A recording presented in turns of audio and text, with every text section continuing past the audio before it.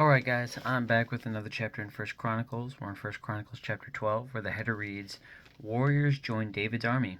And we're going to jump right into it tonight. The following men joined David at Ziklag, while he was hiding from Saul, son of Kish. They were among the warriors who fought beside David in battle. All of them were expert archers, and they could shoot arrows or sling stones with their left hand as well as their right. They were all relatives of Saul from the tribe of Benjamin. Their leader was Ahiezer, son of Shammah, from Gibeah. His brother Joash was second in command. These were the other warriors: Jeziel and Pelet, sons of Asmaveth; Berakah, Jehu, from Anathoth; Ishmaiah, from Gibeon, a famous warrior and leader among the 30; Jeremiah, Jahaziel, Johanan, and Jozabad, from Gedera; Eluzai, Jeremoth, Beliah, Shemariah, and Shephatiah, from Haraph; Elkanah, Ishiah, Azarel, Joezer, and Jashobeam, who were Korahites; Joelah and Zebadiah, sons of Jeroham, from Gedor. Some brave and experienced warriors from the tribe of Gad also defected to David while he was at the stronghold in the wilderness.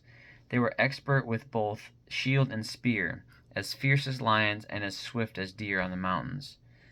Ezer was their leader, Obadiah was second, Eliab was third, Mishmanah was fourth, Jeremiah was fifth, Attai was sixth, Eliel was seventh, Johanan was eighth, Elzabad was ninth, Jeremiah was 10th, Machbaneh was 11th. These warriors from Gad were army commanders. The weakest among them could take on 100 regular troops, and the strongest could take on 1,000. These were the men who crossed the Jordan River during its seasonal flooding at the beginning of the year and drove out all the people living in the lowlands on both the east and west banks. Others from Benjamin and Judah came to David at the stronghold.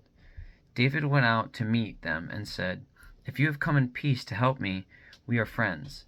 But if you have come to betray me to my enemies, when I am innocent, then may the God of our ancestors see it and punish you." Then the Spirit came upon Amasai, the leader of the 30, and he said, "We are yours, David. We are on your side, son of Jesse.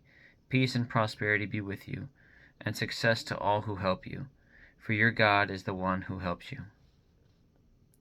So David let them join him, and he made them officers over his troops.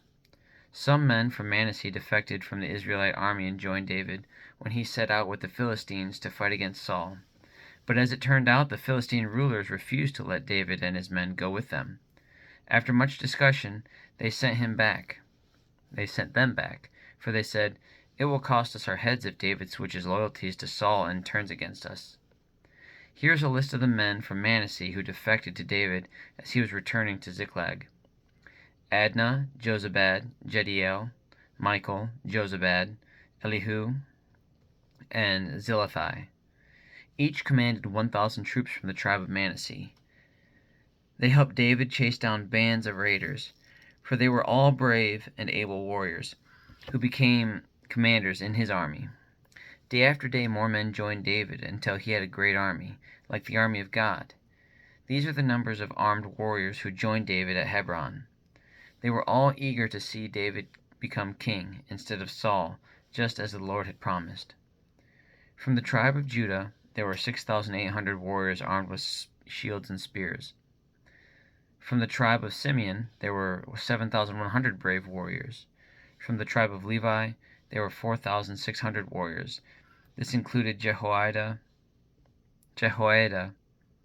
leader of the family of Aaron, who had 3,007 under his command. This also included Zadok, a brave young warrior with 22 members of his family who were all officers, from the tribe of Benjamin. Saul's relatives. There were 3,000 warriors. Most of the men from Benjamin had remained loyal to Saul until this time. From the tribe of Ephraim there were 20,800 brave warriors, each highly respected in his own clan. From the half-tribe of Manasseh West of the Jordan, 18,000 men were designated by name to help David become king.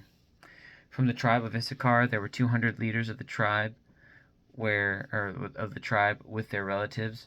All these men understood the signs of the times and knew the best course for Israel to take.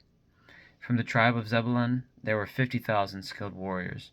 They were fully armed and prepared for battle and completely loyal to David.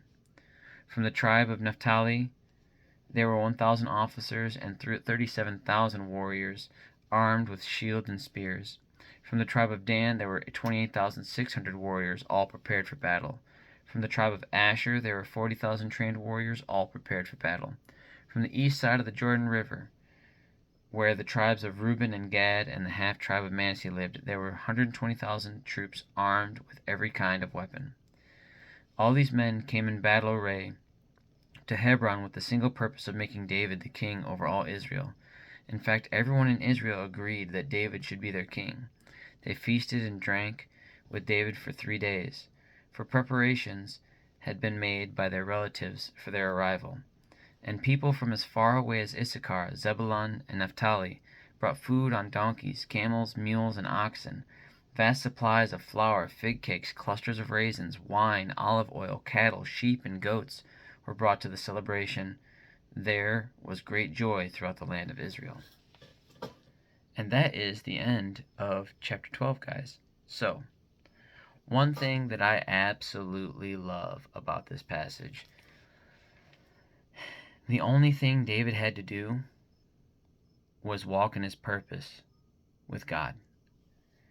David did not orchestrate the feeding of the celebration. He did not send out for specific men to join him.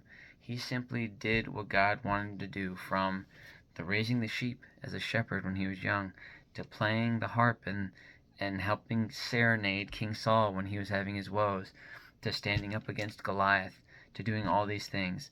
And as he got kicked out by Saul and eventually chased down with attempted murder, so Saul tried killing David. And so through all this upheaval, David just simply had to be steadfast. He didn't send for these people. In fact, when the people would meet him in the wilderness, he confronted them and said, "Hey, are you here in peace?" Not knowing, because he had not sent for them. They simply showed up. How powerful is that? How awesome that if you are called to leadership, or to serve, to any position, capacity, whatever it might be, God will provide if it's his expectation for you. If you were just simply immersing yourself in what God's expectation is for your life, it's going to handle itself. You're going to play a part, but you don't have to tread water. He's going to take care of you. You just need to be there and be willing to serve. And that's awesome. That's so awesome. And just to get this backstory about all the great men that aspired to be with David, some of it was because of the thing they had recognized that God was with David and that he'd always been a good leader. But all of it was simply because he submitted. He submitted to God and fell in line with his expectations for his life. So, I like this chapter. This has definitely been my favorite chapter in 1 Chronicles so far. So 1 Chronicles 12, a good one. Other than that, have a good night. God bless. I love you. Jesus loves you. And I'll be back for chapter 13 of 1 Chronicles, where the header reads, David brings the ark to Jerusalem. David attempts to move the ark. And on that note, have a good night and God bless, guys. I'll see you tomorrow.